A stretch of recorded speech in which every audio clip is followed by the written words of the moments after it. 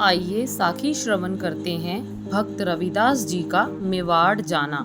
कहाँ भयो जो तन भयो छिन छिन, प्रेम जाई तो डर पे तेरो जन, तुझे चरण अरविंद भवन मन, पान करत पाइयो पाइयो रामैया धन, रहाओ संपत विपत पटल माया धन, ता मह मगन होत न तेरो जन, प्रेम की जेवरी बाध्यो तेरो जन, कह रविदास छूटबो कवन गुण। मीरा इस शब्द को हर समय पढ़ा करती थी क्योंकि इस शब्द का भाव उसके जीवन से मिलता था। मायके तथा ससुराल वाले भक्ति छुड़वाने के लिए उसको कहते थे कि वह साधु भेष त्याग कर मंदिर में राजभवन में ही पूजा करती रहे, देवदासियों की तरह मंदिर में लोगों के सामने नृत्य ना करे। इस तरह राजपूती शान को दाग लगता था। उनकी समझ ही ऐसी थी, पर मीरा कोई परवाह ना करती। वह इस शब्द को पढ़कर ही सुना छोड़ती। इसका भावार्थ है, क्या हो जाएगा अगर इस तन के टुकड़े टुकड़े हो जाएंगे। हे प्रभु, तुम्हारा प्यार नहीं जाना चाहिए। जीवन का डर नहीं, डर यह है कि आपका प्यार ना जुदा हो। यही आपके भक्त को डर रहता है। आपके चरण कमलों से मन लग गया है, भंवरा बनकर भक्ति का रस ले रहा है।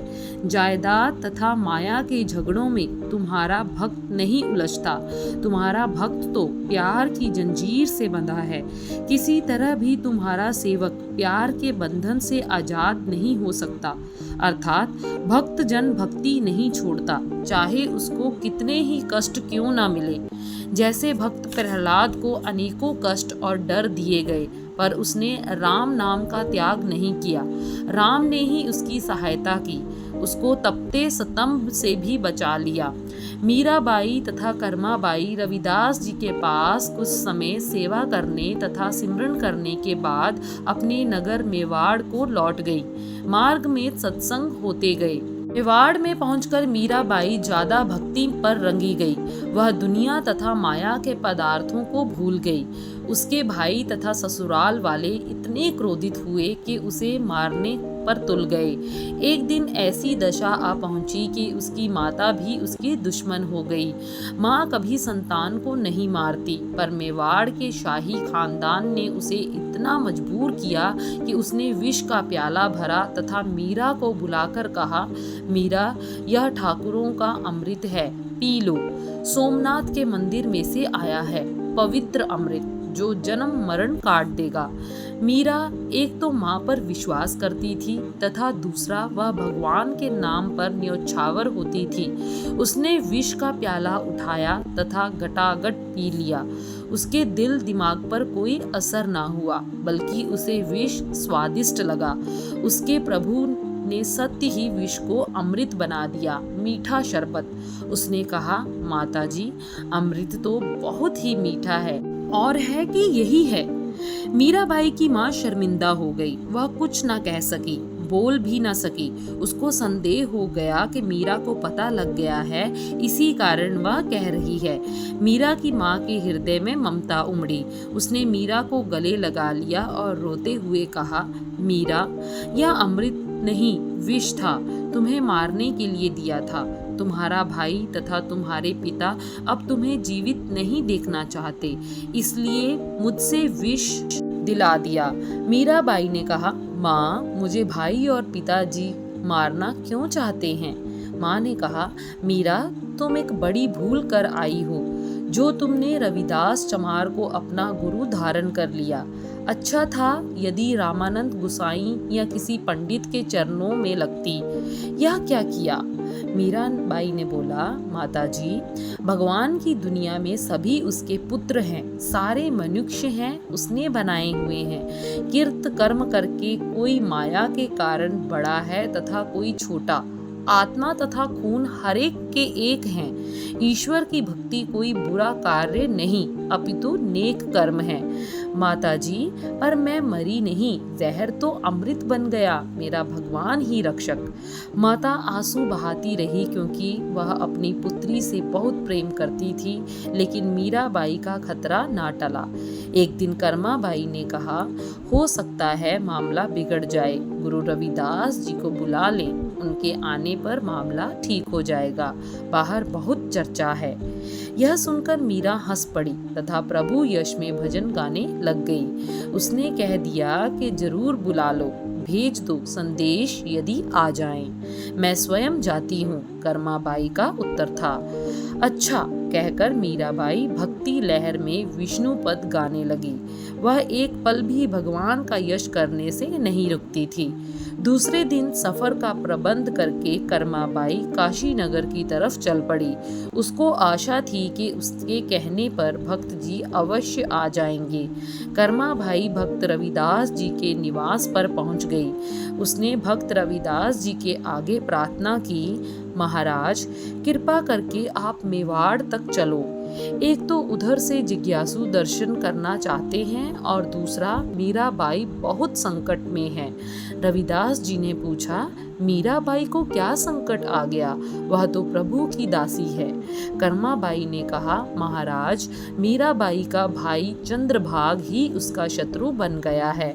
माता ने जहर दे दिया। मीराबाई आपके दर्शन करना चाहती है। अपने भक्तों की लाज रखने वाले प्रभु ने रविदास जी को प्रेरणा की तो वह मेवाड़ की तरफ चल पड़े। उनके साथ बहुत सारे श्रद्धालु भी साथ थे। मार्ग में आप कलयुगी जीवों को यूं उपदेश करते जा रहे थे, नाथ कछु न जानो, मन माया कै हाथ बिकानो रहाओ। तुम कहियत हो जगत गुर स्वामी, हम कहियत कलयुग के कामी। इन पंचन मेरो मन जो बिगाड़ियो, पल पल हरि जी दे अंतर पारियो। जत देखो तत दुख की राशि, अजो न पढ़ाई निगम भय साखी। गौतम नार उमापत स्वामी, शीस धरण सहज भग गामी। इन दूतन खल बद कर मारियो, बड़ो नीलाज अजय नहीं हारियो। कह रविदास कहाँ कैसे कीजय, बिन रघुनाथ शरण काकी लीजय।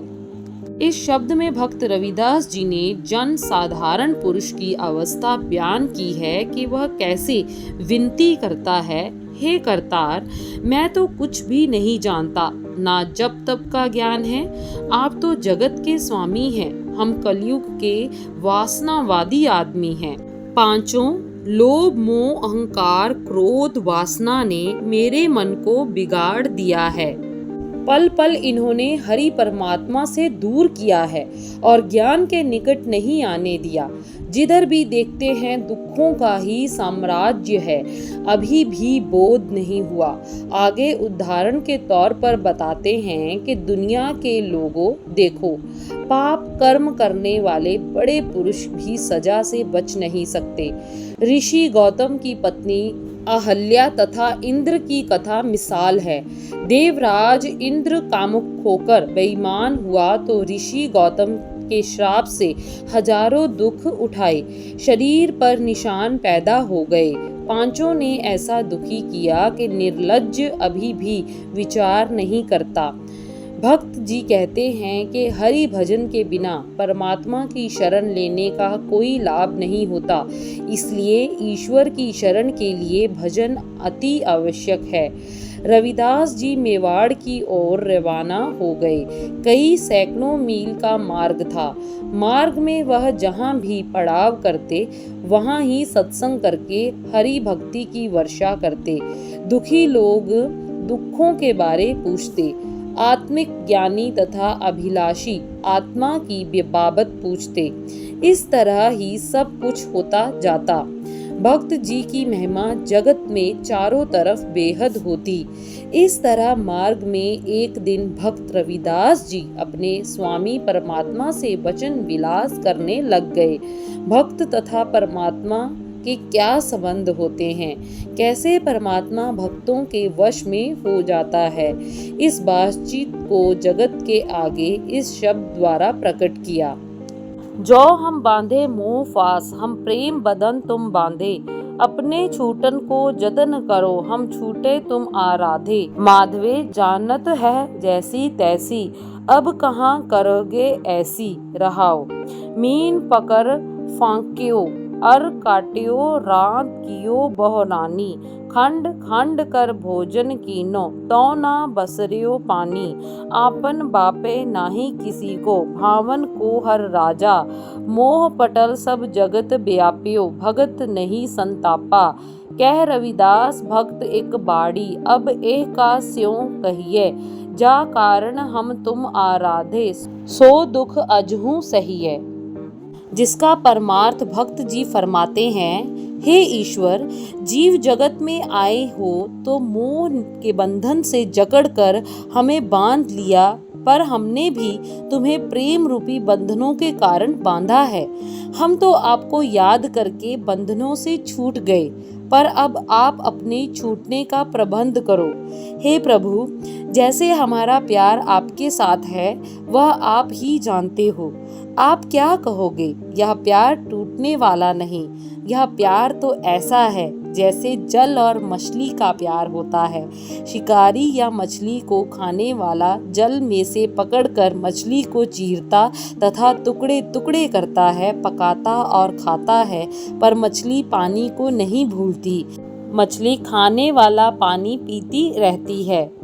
ऐसे ही हमारा प्यार आपके साथ है। हे प्रभु, आप विशेष किसी एक के नहीं, जैसे हिंदू ब्राह्मण कहते थे कि भक्ति का अधिकार केवल ब्राह्मण या उच्च जाति को है, निम्न जाति का कोई भी भक्त नहीं हो सकता। भक्त जी कहते हैं कि आप किसी के खास नहीं हैं, बल्कि हर एक को भक्ति करने का हक है। सारा जगत ऐसे मोह रूप के पर्दे से ढका हुआ है कि उसको ज्ञान नहीं होता, पर भक्तों को दुख नहीं होता। हे प्रभु, आपकी भक्ति ही हमें बढ़ती दिखाई देती है। हमने आपको याद करने के लिए अनेकों कष्ट सहन किए तथा आज भी सहन कर रहे हैं। ऐसा आपका प्यार है। हे दाता, कृपा करते रहो जिससे जीवों का कल्याण हो, मोह का पर्दा दूर हो। यह मोह रूप बंधन तथा पर्दा ही दुखों का घर है। एक जिज्ञासु के साथ एक धनवान पुरुष आया। वह किसी कारण डरने लग पड़ा था। उसने कई प्रकार के साधन अपनाए, पर उसका डर दूर नहीं हुआ। महापुरुषों से मेल करके उसको यह ज्ञान हुआ कि जन्म मरण के कष्ट जीव सहन करता है। भक्त जी का डेरा मार्ग में था कि धनवान ने भक्त जी के आगे प्रार्थना की कि जन्म मरण का दुख कैसे दूर हो। त्रिकालदर्शी भक्त जी उसके मन ही की भावना को जान गए तथा उन्होंने इस वाणी के द्वारा उपदेश दिया। दुर्लभ जन्म पुण्य फल पायो, बिरथा जात अभिवेकै। राजे इंद्र समसर ग्रह आसन, बिन हर भगत कहो कह लेखै। ना विचार्यो राजा राम को रस, जह रस अनरस बिसर जाही रहाओ। जान अजान भय हम बावर, सोच असोच दिवस जाही। इंद्री संबल निबल विवेक बुध, परमारथ परवेश नहीं। कहियत आन अचरियत अन कछ, समझ न परै अपर माया। कह रविदास उदास दास मत, पर हर कोप करो जी दया। अगली साखी भक्त रविदास जी का उपदेश जल्द ही आप सबको श्रवण करवाएंगे।